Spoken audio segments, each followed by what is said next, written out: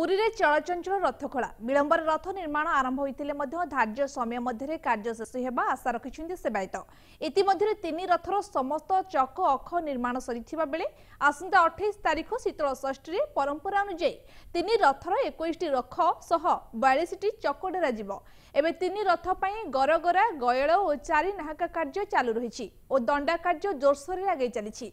अन्यपटे रूपकार सेवायत माने कण गुजरे हस्ती बिराल नर बिराल नृसिंह बिराल खोदे शेष करी आज नाट गड़ू काम आरंभ करिसेंति। या परे पटा गुज कार्य कराजिबा बोली रूपकार सेवक माने सूचना दैछंती। तेणे दोल बेदी रे करती सेवक माने काठ चिरट प्रक्रिया आरंभ करिसेंति।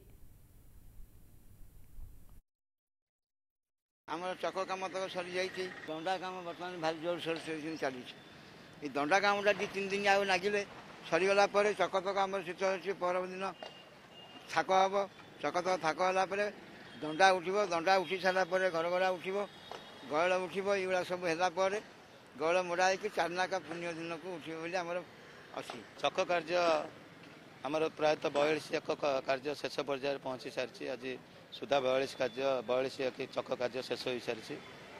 अख कार्य भी आमर सब संपूर्ण अख कार्य बोला भी अख कार्य भी शेष हो सारी। तो मुख्यतः इन्हें दंडा कार्य 3 रथर से कार्य चली आमर करती सेवक मैंने आमर दोलवेदी से काठ जोटा कि 40 फुटिया काठ सिरट कार्य सब चली कणगुज कम सरिया आज आमर नाटगड़ कम आरंभ हम आ पिला भी कम स्टार्ट कले नाटगड़ कम कणगुज कम सरीगा आ दिने दिन भितर आमर रथरे कणगुज गुराक सेट हम सेट हेले रथ जो फिटिंग हम